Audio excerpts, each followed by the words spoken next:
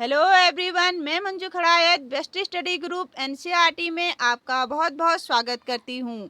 प्यारे बच्चों, आज हम पढ़ेंगे क्लास 11th हिंदी आरोह भाग 1 गद्य खंड में पाठ 9 भारत माता कहानी पर आधारित पाठ्य पुस्तक से हल प्रश्न। प्यारे बच्चों, भारत माता कहानी को पंडित जवाहरलाल नेहरू जी ने लिखा है, जो स्वतंत्र भारत के प्रथम प्रधानमंत्री रहे हैं। साथ ही उन्हें 1955 में भारत का सर्वोच्च नागरिक पुरस्कार भारत रत्न भी दिया गया और उनके जन्म दिवस पर बाल दिवस के रूप में भी मनाया जाता है। आइए शुरू करते हैं कहानी पर आधारित प्रश्न उत्तर पाठ के साथ। प्यारे बच्चों, जब भी आप प्रश्न उत्तरों को हल करें तो एक बार कहानी को अच्छे से ध्यान से पढ़ें, ताकि आपके सारे प्रश्न उत्तरों के डाउट क्लियर हो सकें और आप नए प्रश्नों का निर्माण भी कर सकें। तो आइए शुरू करते हैं। प्रश्न 1, भारत की चर्चा नेहरू जी कब और किससे करते थे? उत्तर, नेहरू जी कांग्रेस के सक्रिय कार्यकर्ता थे। वे देश के विभिन्न जगहों में होने वाले जलसों में जाया करते थे। वे किसानों की सभा में भारत की चर्चा अवश्य करते थे। उन्हें लगता था कि किसानों को संपूर्ण भारत के बारे में जानकारी कम है तथा उनका दृष्टिकोण सीमित है। वे उन्हें बताते थे कि हिंदुस्तान का नाम भारत देश के संस्थापक के नाम से निकला हुआ है।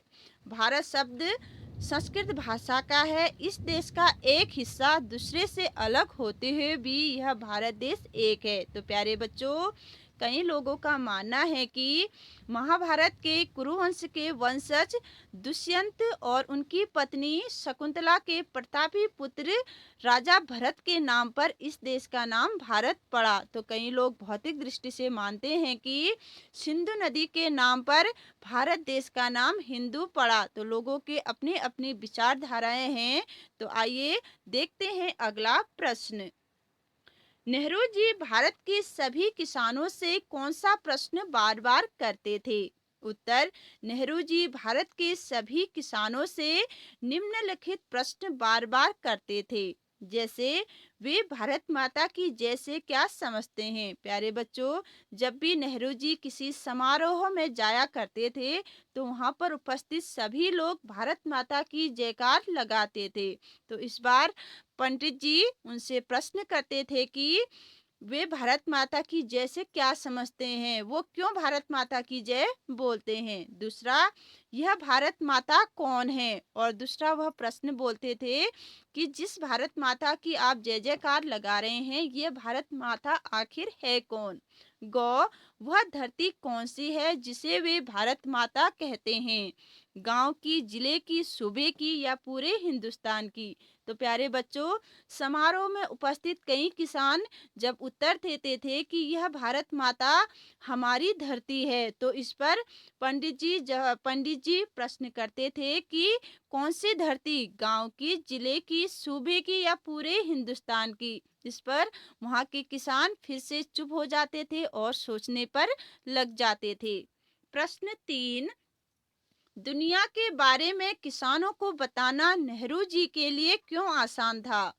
उत्तर, नेहरू जी अपने भाषणों में किसानों की दुनिया के बारे में बताते हैं कि दुनिया के बारे में उन्हें जानकारी देना आसान था। ऐसा मानने के कई कारण थे। तो प्यारे बच्चों, नेहरू जी को किसानों को भारत माता के बारे में समझाना काफी आसान था। इसके निम्नलिखित कारण थे। आइए देखते हैं उन कारणों को।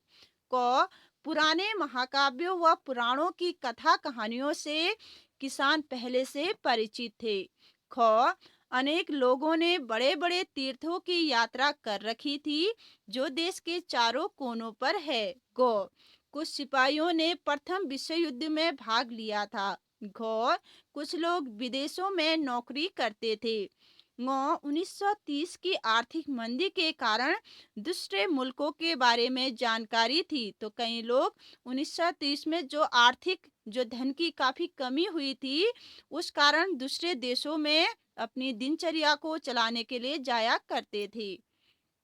प्रश्न 4, किसान सामान्यतः भारत माता क्या क्या अर्थ लेते थे? यह हम पहले पढ़ चुके हैं, एक बार और देखते हैं। उत्तर, किसान सामान्यतः भारत माता का अर्थ धरती से लेते थे।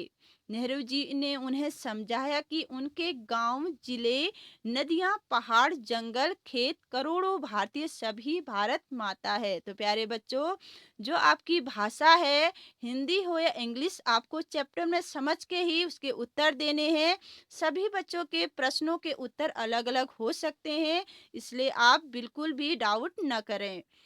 और वीडियो पसंद आ रही है तो अभी तक लाइक नहीं किया तो जल्दी से लाइक भी करें। प्रश्न 5, भारत माता के प्रति नेहरू जी की क्या अवधारणा थी? उत्तर, भारत माता के प्रति नेहरू जी की अवधारणा यह थी कि यहाँ की धरती, पहाड़, जंगल, नदी, खेत आदि के साथ साथ यहाँ के करोड़ों निवासी भी भारत माता है। भारत के बारे में वे जितना भी जानते हैं वह उससे कहीं अधिक व्यापक है, विशाल है। भारत माता की जय से मतलब यहाँ के लोगों की जय है। तो जो भारत माता की जय बोलते हैं उसका मतलब है पूरे भारतवासियों की जय हो। प्रश्न 6, आजादी से पूर्व किसानों को किन समस्याओं का सामना करना पड़ता था? उत्तर, आजादी से पूर्व किसानों को निम्नलिखित समस्याओं का सामना करना पड़ता था, जैसे गरीबी, कर्जदारी, पूंजीपतियों के शिकंजे में फंसे रहना, जमींदारों और महाजनों के कर्ज के जाल में फंसकर तड़पना, लगान की कठोरता से वसूली, फंसकर है प्यारे बच्चों, तो इसे आप फंसकर कर लीजिए, गलत मत लिखिएगा। कठोरता से वसूली, पुलिस के अत्याचार, अधिक ब्याज देना तथा विदेशी शासन के अत्याचार। तो प्यारे बच्चों, आजादी से पहले भारतीय किसानों को अनेकों समस्याओं से गुजरना पड़ता था। गरीबी और पूंजीपतियों के शिकंजे में दबना, कर्ज के नीचे दबना और अपने ही खेतों में मजदूरी करना। अब है पाठ के आसपास पे, आप पाठ के आसपास से ही आपसे प्रश्न पूछे गए हैं। देखिए, आजादी से पहले भारत निर्माण को लेकर नेहरू जी के क्या सपने थे? क्या आजादी के बाद वे साकार हुए? चर्चा कीजिए। तो प्यारे बच्चों, उनके क्या क्या सपने थे, क्या वे सपने साकार हुए? यह आप सभी विद्यार्थियों ने एक साथ बैठकर चर्चा करनी है और उसके बारे में ढूंढना है। उत्तर, आजादी से पहले भारत निर्माण को लेकर नेहरू जी के सपने निम्नलिखित थे। तो प्यारे बच्चों, जब भारत आजाद नहीं हुआ था तो नेहरू जी अपने स्वतंत्र भारत के बारे में बहुत सारे सपने देखा करते थे। क्या वो पूरे हुए या नहीं हुए, इसके बारे में आप लोगों को लिखना है। जैसे क, किसानों को जमींदारों, महाजनों आदि के चंगुल से मुक्त कराएं। तो बच्चों, जब भी नेहरू जी किसानों को महाजनों और जमींदारों के नीचे दबे हुए देखते थे तो वो सोचते थे कि जब भी भारत आज़ाद होगा, सबसे पहले मैं इन किसानों को इन जमींदारों और महाजनों के चंगुल से छुड़ाऊंगा। ख, देश में औद्योगिक क्रांति लाएंगे और देश में खूब देश की तरक्की करेंगे, औद्योगिक क्रांति लाएंगे, लोगों को रोजगार देंगे। गो, विज्ञान व तकनीकी की शिक्षा प्रदान करेंगे और यहाँ के बच्चों को वैज्ञानिकों की तरह पढ़ाएंगे और खूब तकनीकी शिक्षा का वो प्रदान करेंगे, खूब प्रचार प्रसार करेंगे। घ, देश के गरीबी दूर करेंगे। उनके ये सपने आज़ादी के बाद पूर्णतः साकार नहीं हुए। सरकारी अनिच्छा, वोट की राजनीति आदि के कारण किसानों की समस्या पूर्णतः समाप्त नहीं हुई। तो प्यारे बच्चों, कई स्वार्थी लोगों की वजह से नेहरू जी का यह सपना पूरी तरह से पूरा नहीं हुआ। भ्रष्टाचार के कारण अव्यवस्थित विकास हुआ, उद्योग स्थापित हुए परंतु सीमित क्षेत्रों में गरीबी का भयावह रूप खत्म हो गया, परंतु आमजन सुविधाएं सभी को नहीं मिली। तो प्यारे बच्चों, सत्ता के बाद किसानों को कई सारे रोजगार तो मिले, कई समस्याएं दूर हुई, लेकिन पूरी तरह से समाप्त नहीं हुई। तो आप सभी ने, हम सभी ने मिलकर आगे को ये कार्य करना है और आप लोगों ने खूब तरक्की करनी है। प्रश्न 2, भारत के विकास को लेकर आप क्या सपने देखते हैं? तो प्यारे बच्चों, आप क्या सपने देखने हैं, आपने अपने सपने इस पर लिखने हैं। भारत के विकास को लेकर मेरा सपना निम्नलिखित है। इस प्रकार के आप उत्तर लिख सकते हैं, जैसे सभी भारतीयों को रोटी, कपड़ा व मकान सहजता से मिले। ख, शिक्षा का अधिकार सबको मिले। देश के कृषि व औद्योगिकी क्षेत्रों में विकास हो ताकि लोगों को रोजगार मिले। घ, देश में तकनीकी क्रांति आए। ङ, देश में शांति का माहौल कायम रहे। तो प्यारे बच्चों, आपके जो विचार है, आपके जो सपने हैं कि आप कामयाब होके देश के लिए क्या कर सकते हैं, वो आपको इसमें लिखना है।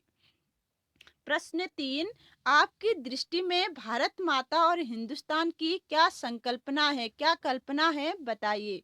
तो प्यारे बच्चों, आपको अपने देश के बारे में क्या कल्पना है वो आपको बताना है। उत्तर, मेरी दृष्टि में भारत माता और हिंदुस्तान की संकल्पना में शामिल है कि यहाँ के लोग पर्वत, नदी, पठार, समुद्र, वन, पशु पक्षी, खेत, यहाँ की संस्कृति व सभ्यता, यहाँ के रहने वाले करोड़ों भारतवासियों जो दूर दूर तक फैले हैं, यही सच्चा भारत है।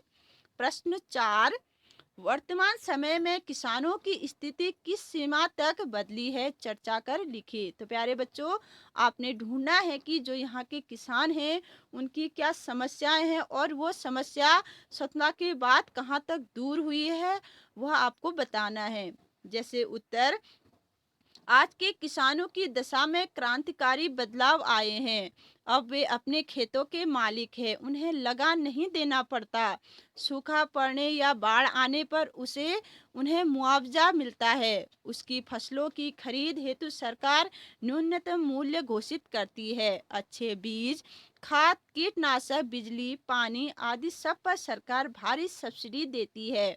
अब उसे भूखा नहीं मरना पड़ता। खेती के साथ वह छोटे छोटे कुटीर उद्योग भी लगा सकता है। अब उसे महाजनों, जमींदारों, पुलिस के अत्याचार सहने नहीं पड़ते हैं। तो प्यारे बच्चों, आपको अपने विचार यहाँ पर लिखना है।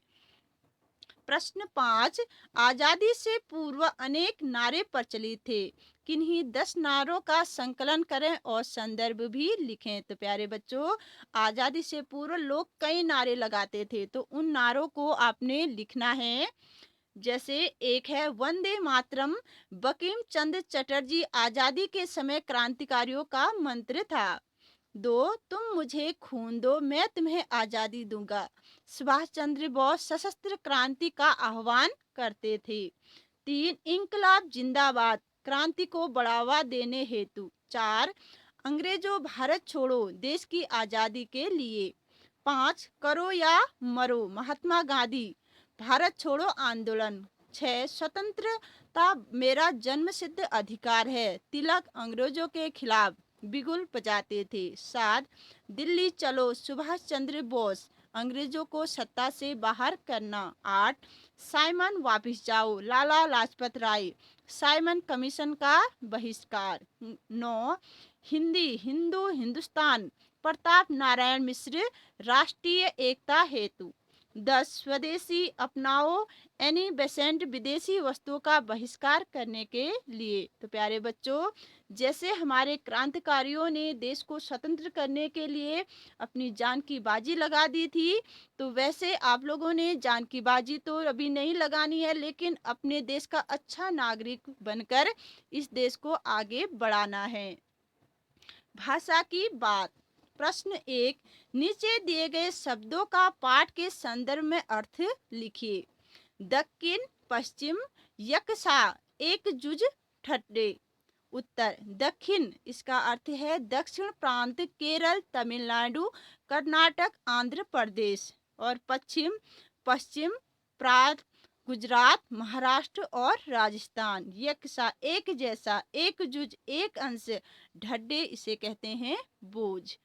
प्रश्न 2, नीचे दिए गए संज्ञा शब्दों के विशेषण रूप लिखिए। तो प्यारे बच्चों, जो संज्ञा है, किसी नाम को ही संज्ञा कहते हैं, तो उसको आपने विशेषण लिखना है।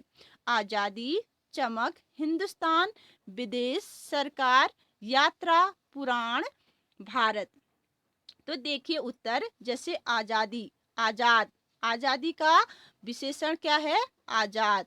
चमक, चमक का विशेषण क्या है? चमकीला।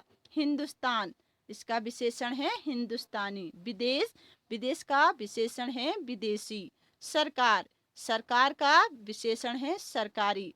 प्यारे बच्चों, इसमें ई प्रत्यय लगाया गया है। यात्रा, यात्रा का विशेषण हो गया यात्री। पुराण, पुराण का विशेषण हो गया पौराणिक, इसमें इक प्रत्यय है। भारत, भारत का विशेषण होगा भारतीय, इसमें कौन सा है? ईय प्रत्यय है। तो आइए देखते हैं अन्य महत्वपूर्ण प्रश्न उत्तर। प्यारे बच्चों, इसे आपके कॉपी में तो नहीं पूछा जाता या प्रश्न उत्तर में नहीं पूछा जाता, लेकिन आपकी जानकारी के लिए, आपके ज्ञान पर आधारित कि आप पाठ को कितने अच्छे से समझे, इसको आप सुन लीजिए, चाहे तो लिख भी सकते हैं। वैसे इसको रिपीट कीजिए और खुद इन प्रश्नों का उत्तर लिखने की कोशिश करें। जैसे माता पाठ का प्रतिपाद्य बताइए, तो आपको इसका प्रतिपाद्य बताना है। जैसे भारत माता अध्याय हिंदुस्तान की कहानी का 5वां अध्याय है। इसमें नेहरू जी ने बताया है कि किस तरह देश के कोने कोने में आयोजित जलसों, जलसों का अर्थ होता है समारोह, जो हमने पहले प्रश्न में पढ़ा था, में जाकर वे आम लोगों को बताते थे कि अनेक हिस्सों में बटा होने के बाद भी हिंदुस्तान एक है। इस अपार फैलाव के बीच एकता के क्या आधार हैं, और क्यों भारत एक देश है जिसके सभी हिस्सों की नियति एक ही तरीके से बनती बिगड़ती है। उन्होंने भारत माता शब्द पर भी विचार किया तथा यह निष्कर्ष निकाला कि भारत माता की जय का मतलब है यहाँ के करोड़ों करोड़ों लोगों की जय। तो प्यारे बच्चों, यह आपके ज्ञान पर आधारित प्रश्न है और इसे आपको कॉपी में लिखना जरूरी नहीं है, और चाहे तो लिख भी सकते हैं। प्रश्न 2, लोगों की आंखों में कब चमक आ जाती थी? उत्तर, नेहरू जी लोगों को बताते थे कि तुम ही भारत माता के अंश हो, एक तरह से तुम ही भारत माता हो। यह बात जब उनकी समझ में आ जाती तो उनकी आंखों में चमक आ जाती। उन्हें लगता था मानो उन्होंने कोई खोज कर ली हो। प्रश्न 3, लेखक गांव व शहरों में अपने भाषणों में क्या अंतर रखते थे? उत्तर, लेखक देश भर में भ्रमण कर जगह जगह भाषण देते थे। शहरों में अनेक भाषणों का विषय अलग होता था। शहरी लोग शिक्षित व समझदार होते थे, उनकी समस्याएं भिन्न प्रकार की होती थी।